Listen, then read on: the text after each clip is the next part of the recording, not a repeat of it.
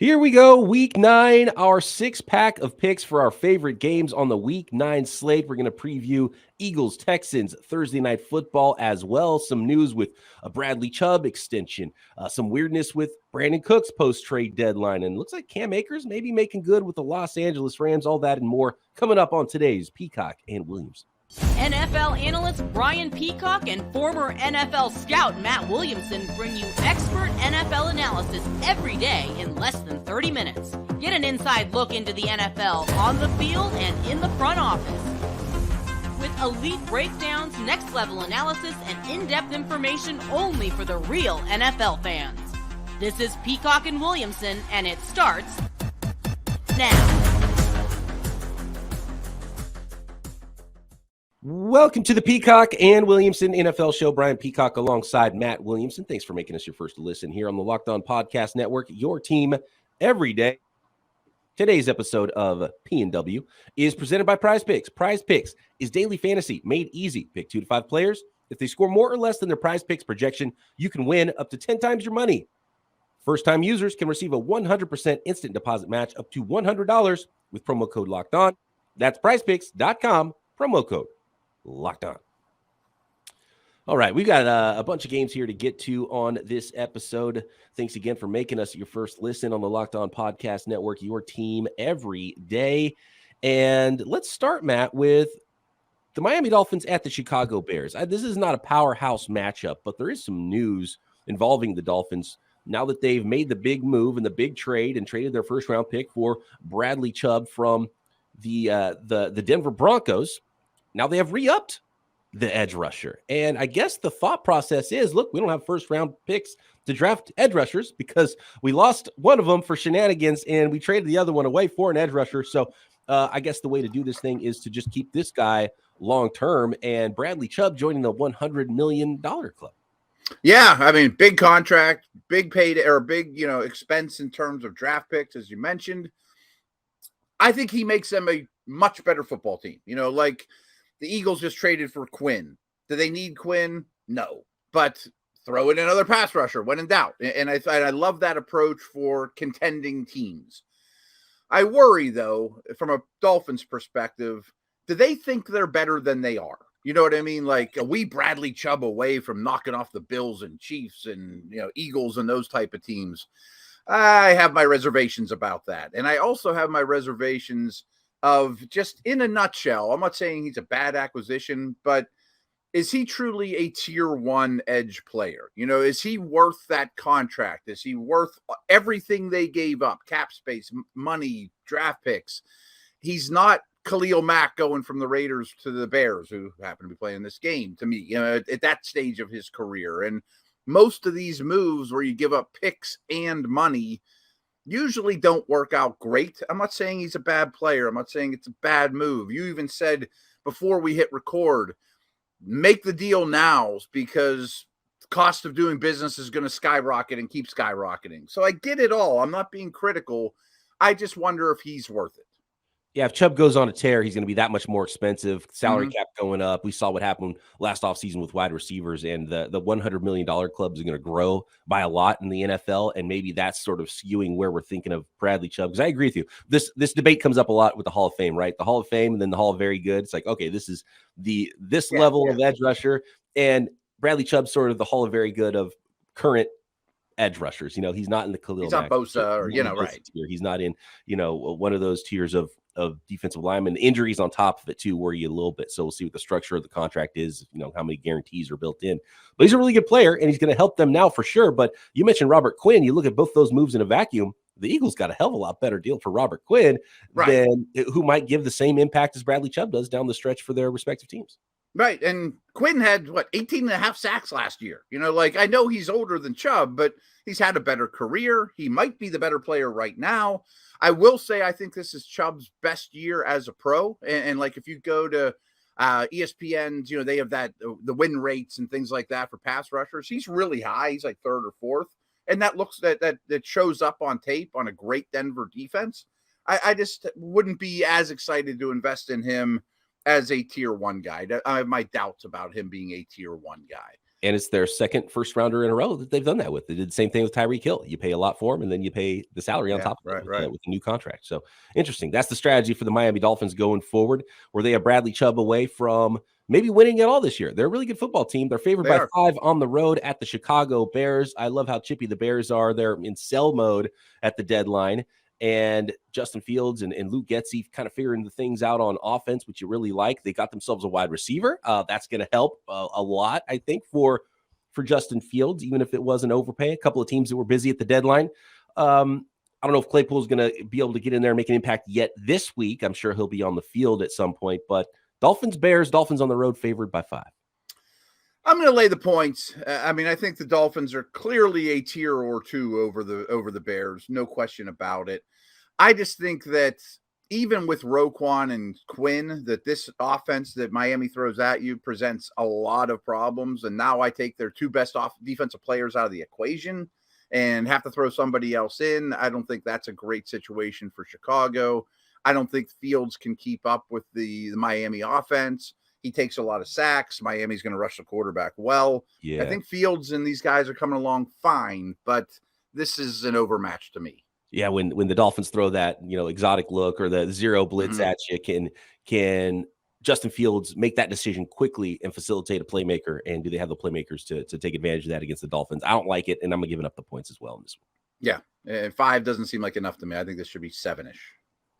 Speaking of some weirdness around the trade deadline, the Los Angeles Rams, let's go to that game next, because these 2 teams that really need to figure some things out here, right? With the Los Angeles Rams and the Tampa Bay Buccaneers. Both teams under 500. Neither team expected to be under 500 at this point. This should be, potentially even a preview of the Super Bowl type of game, right? When you're looking at it preseason with Rams, Buccaneers, the 3-4 Rams at the 3-5 Buccaneers. Tampa at home, favored by 3 points. This is the odds makers throwing their hands up and saying, I don't know, neutral field. It's a coin flip. So let's give Tampa 3 points because they're at home. I don't know what to expect either in this game, but it looks like the Rams at least have figured some things out with Cam Akers, who was disgruntled and did not get traded at the deadline. And I kind of call BS on the Rams kind of trying to throw out some reports that they were turning down multiple offers for Cam Akers. I'm not too sure about that when they were getting a ton of offers that they were batting away, but maybe we will see a resurgence from Cam Akers now, who looks like he's going to stick around.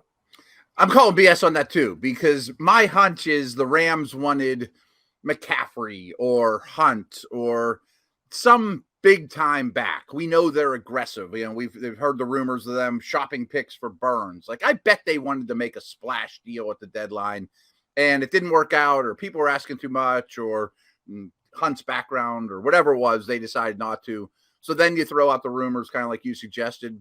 Well, everybody wanted Akers, but we love him. We're going to keep him. And Cam, come back to practice and hug and kiss. We'll be fine. But I don't think they're fine. And folks, rarely do I say such things, but this is a terrible slate of games this week by NFL standards. I mean, and I'm 6 teams on bye. There aren't a lot of headliner type games.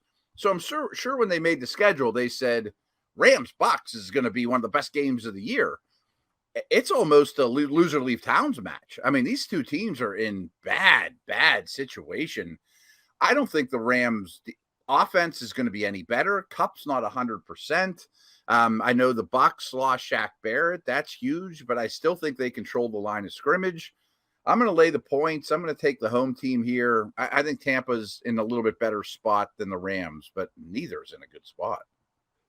I think Tampa can take advantage of the Rams' poor offensive line play better than the Rams can take care of the weaknesses of the Buccaneers. And I still think I look at the Buccaneers and there's something going on with like chemistry, and you see how upset every down Tom Brady was last week, and it was just like, he's just so mad every single play. It's like, okay, what's going on here? There's a lot of frustration going on, but I just see the path to the Bucs figuring things out easier than the Rams, although I've said that for multiple weeks and it's not really happening. The Rams are doomed until they get their offensive line stuff figured out. Like, they can bring Odell Beckham back all they want, and a playmaker might help them. A little bit banged up Cooper Kupp. Is he going to be at 100% this week if he plays at all? I think he'll probably get in there, but give me the Buccaneers. I'll give up those 3 points at home for the Bucs.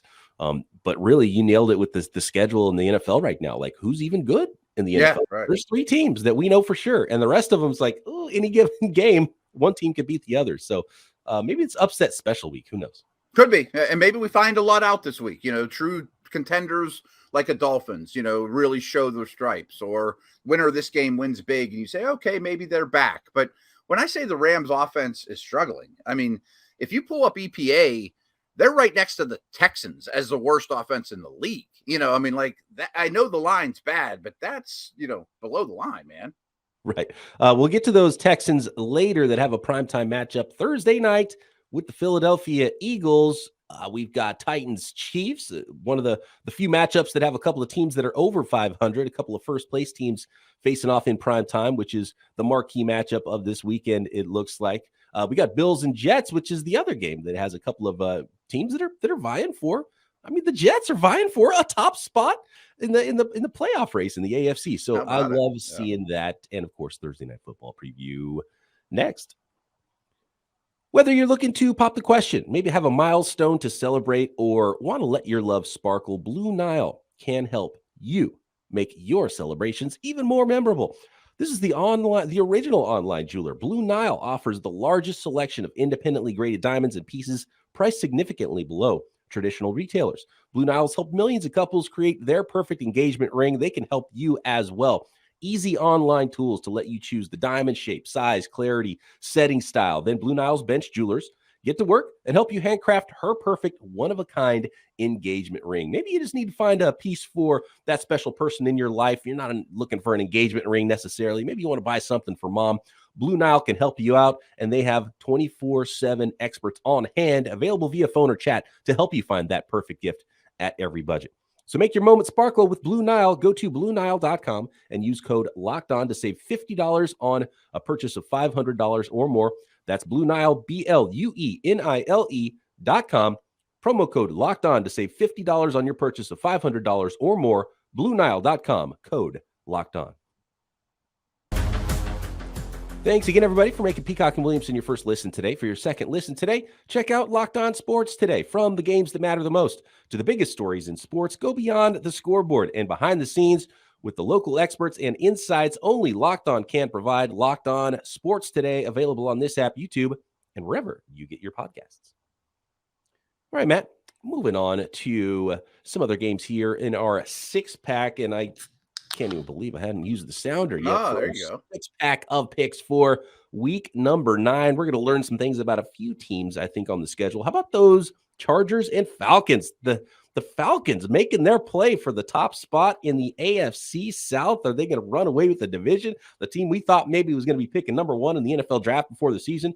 And maybe a team at 4-3, at least over 500 are the Chargers. There's some other teams that are in a worse spot than the Chargers, but the Chargers aren't playing at a level that we expected coming into the year. They're on the road, favored by 3 points at the Falcons. Is this a home dog special, Matt? Wow.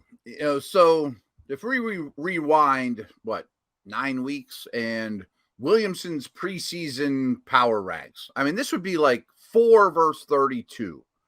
And Atlanta's been the better team this year, and they might be getting Cordarrelle Patterson back. We know what their formula is. Run. Mariota's playing well. Has Mariota had a better season than Herbert? I mean, like, holy smokes. I mean, I can't believe those words just fell out of my mouth to even question such a thing. However, and I have some real problems or questions about the Chargers coaching staff, overall culture. They just find ways to lose like my whole life. But I'm going to bet on Herbert to be like the second half MVP of the league. I mean, I think he's going to skyrocket up. His stock is ready to explode after a bye, gets his whoopee Keenan Allen back, a lot of Eckler, Allen, just let Herbert be a star. I don't feel great about it, but I'm going to lay the points all based on Herbert. Yeah, this is a good spot for the Chargers. Lick their wounds a little bit. The season started with him breaking his ribs practically, right? And playing through a lot of pain. I'm sure he's in a lot better spot now, getting to rest for a full week after the bye now. It looks like maybe there was a setback with Keenan Allen, and he's not going to be back post-bye like they thought. That hamstring injury really nagging him. That's big to me. Showing his age there, which is tough because you're right. Having a Keenan Allen, we've seen it with Aaron Rodgers and Devontae Adams, right? Having reliable. player that's so reliable, you know that you can count on third down. Like, I wonder what the Rams are going to look like if Cooper Kupp's not 100% because he's that guy for them. Where do you go with the football, right? Who you count on? It's like, I know before the snap where I'm going because I can trust, Travis Kelce with the Chiefs. That type of player, and Keenan Allen is that guy that you can trust on third down to get open. And so not having that has been a problem, I think, for the Chargers. But I agree with you with Justin Herbert, and they're still a better football team than the Falcons. The Falcons are going to try to run the heck out of the ball, which is one of the weaknesses of that Chargers still, even after the work they did in the offseason. So I think the Falcons can keep this close, but 3 points isn't enough to scare me off the Chargers, who are a better team, fresh coming off a bye that should be able to go pull out this football game. I mean, I mentioned my preseason power ranks, and they're a much more talented team than Atlanta, but not if they don't have Allen, Mike Williams, Slater, and Bosa, and J.C. Jackson. These are guys that counted on to be stars before the season started, and none of them are on the field.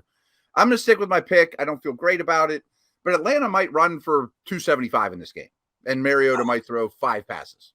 Gosh, you know what, man? Now I think about that, I kind of want to. I mean, give me the 3 points. Give me the. I hate that Keenan Allen news, man. Yeah, the Falcons cover every single week. They do. Why is this any different? The Falcons are 4-4 for a reason. They've got their recipe that has worked, and if they're going to be able to run the ball like that, they're going to win this game.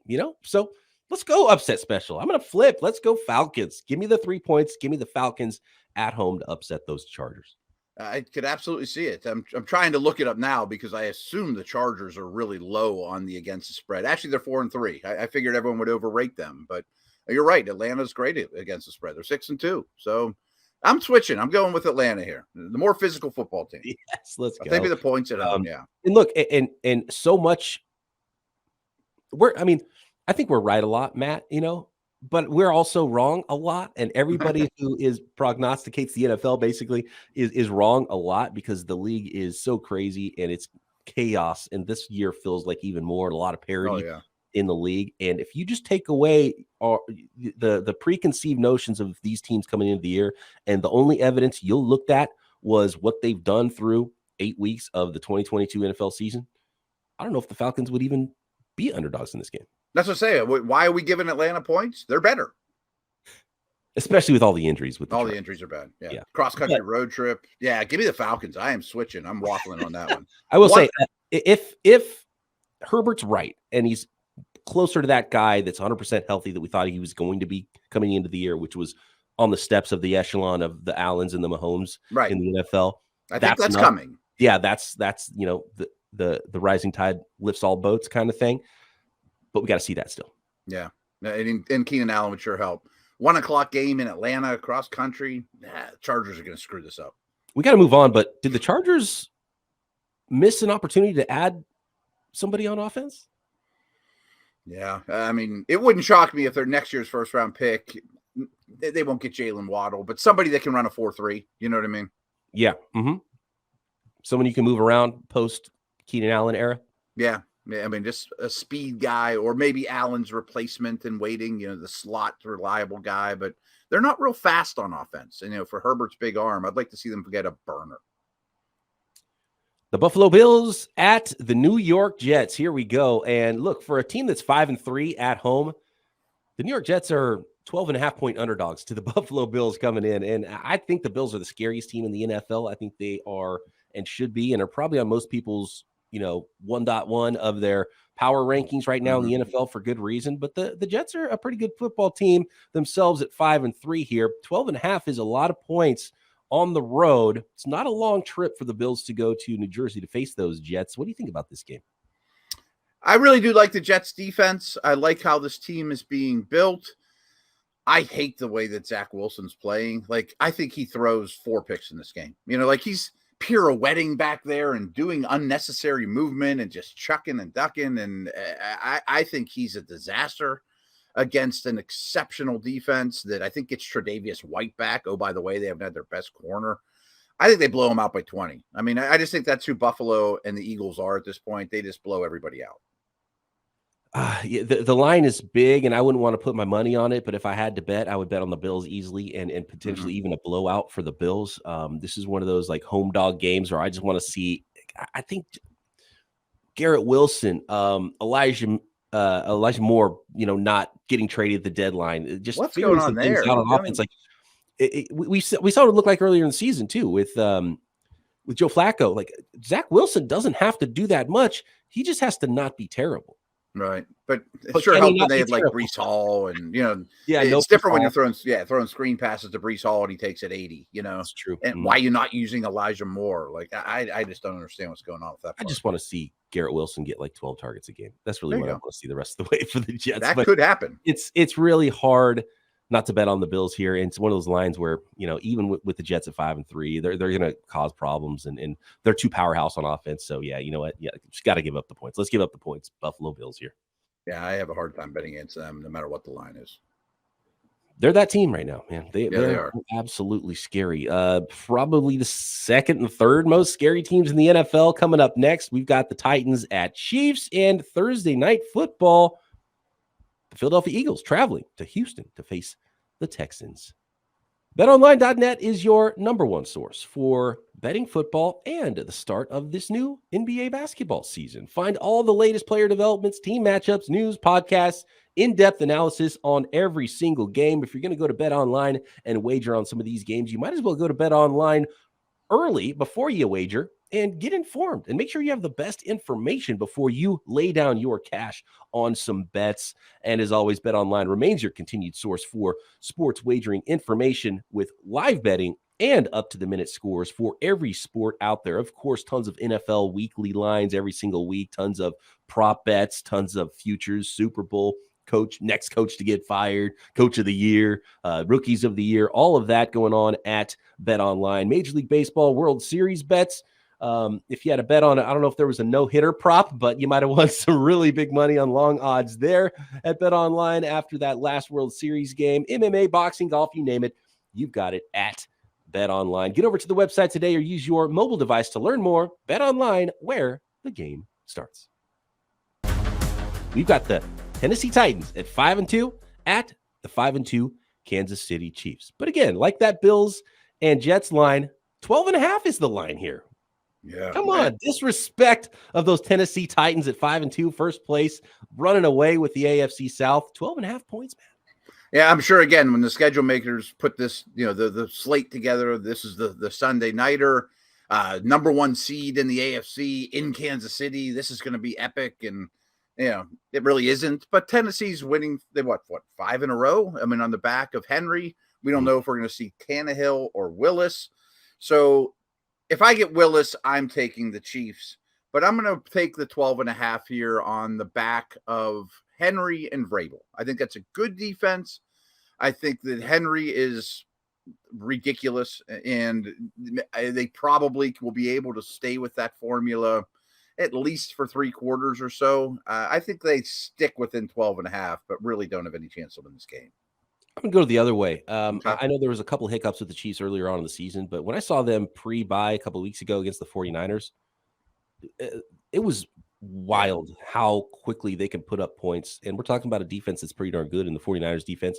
I was pretty blown away by where the Chiefs were at. They've added another playmaker on offense. I don't know how involved someone like Kadarius Toney is going to be yet in that offense, but Patrick Mahomes can facilitate it. You've got Travis Kelce on third downs and in the red zone. They're just so hard to play against, and Derrick Henry's not going for 200 against the Chiefs. So for that reason, I'm probably going to give up the points here because I have to, but I do feel like it's too big of a line. But I'm just not as confident in the Titans, especially if Willis is going to play. And not knowing that right now, I would have to lean towards the Chiefs and almost not enough points there. But if Tannehill's playing and he's healthy enough to, to facilitate that offense for the Tennessee Titans, then yeah, I see going the Titans direction. I see what you're saying. I absolutely do. I'm sitting here looking at EPA, as I mentioned, and in terms of offenses in the league, it's the Chiefs, gap, Bills, Eagles, huge gap, rest of the league. Like that offense is ridiculous. I find it interesting that Kadarius Toney all of a sudden magically got healthy. He hasn't played at all. What's going on with that? But I also think Andy Reid is twisting his mustache a little bit going, oh, I just got this super playmaker. I'm going to get him 12 touches, kind of like McCaffrey's first game with your Niners. I know McCaffrey's a better player, but right. I bet he factors in more than people are letting on. Yeah, and you don't even have to know the offense. It's like, look, here's your package of plays. There's all you're doing is catching the screen. So don't line up in the wrong spot. You're the number 2 receiver on the left side. We're gonna throw it to you, then make a play. Yeah, Pat will tell you where to line up and just do that and run a slant or an end around or a go or whatever. Yeah, exactly. Thursday Night Football, the 7-0 Philadelphia Eagles are traveling to Houston to face the 1-5 Texans. Another big line here. Texans are 13.5-point underdogs at home.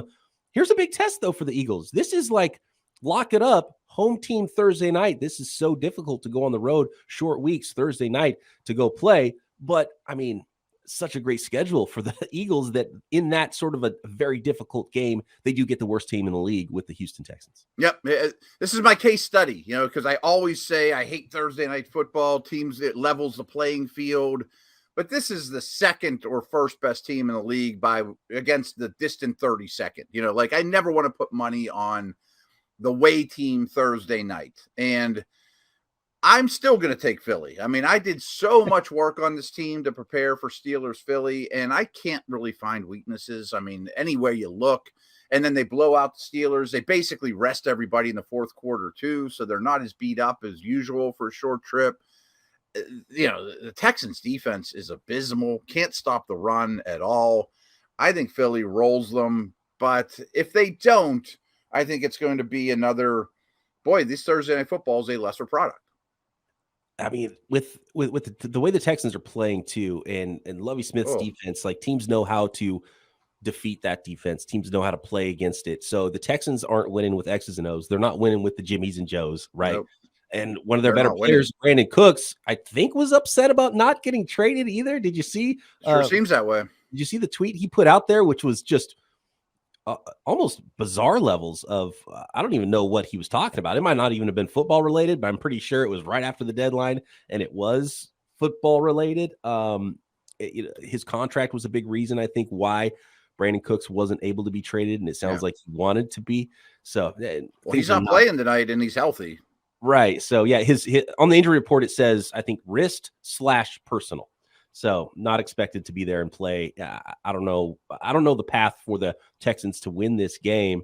And can you keep it within 13.5 points is the question. On Thursday Night Football, I think, you want to take the points, but just nothing points to the Texans at all here. At all. I mean, the only saving grace, in my opinion, on the spread is a late touchdown in the fourth quarter against Minshew and, the same crew I saw last week against the Steelers when they're winning huge. But yeah, I just don't see any path to victory because the gap between these teams are about as wide as you can get in the NFL. It's amazing. It's not quite reaching NBA levels, but we're seeing a lot of players that are upset with their situations. Yeah. And I look at, someone like Brandon Cooks, why did you redo your contract if it locked you into a place you didn't want to be? That's what I think about, because I think that was the big, like Brandon Cooks has been traded a bunch of times, but I think his money and the Texans not willing to just eat all the money and then still send him somewhere is probably a big factor why he's still on the Texans right now. Yeah, I mean, people forget this because the Deshaun Watson massage stuff, we'll just leave it there, just overwhelmed the whole story, of course, as it should have. But before any of that came out, Watson was holding out saying, I don't want to be a Texan. I don't approve of how people do business here. I think this is a toxic situation. And I think that's what Cooks is going with, is like, hey, I was on board with Deshaun. I'm not cool with how things work around here. And maybe they told him, we'll sign you, try to trade you at the deadline. I don't know why he signs the deal, though. So maybe it's on him. I don't know. You're probably not in the business of turning down money at a certain point either. And the agent's like, well, this is better for you monetarily. And then you're like, well, shoot, I got the money, but now I'm unhappy. And sometimes it's hard to get both, especially in the NFL. We'll see what happens with the future of Brandon Cooks, but not a great matchup there, even though on a Thursday night, could it level the playing field? What was our listener, Cameron, I believe, that said, we don't give the Texans enough credit. I want to take it, man. It's just, oh gosh, it's just such a bad situation. They're in a collision course with the first overall pick. Yep. All right. Thanks, everybody, for making Peacock and Williamson your first listen. Matt and I back tomorrow to break down the rest of the Week 9 schedule right here, Peacock and Williamson.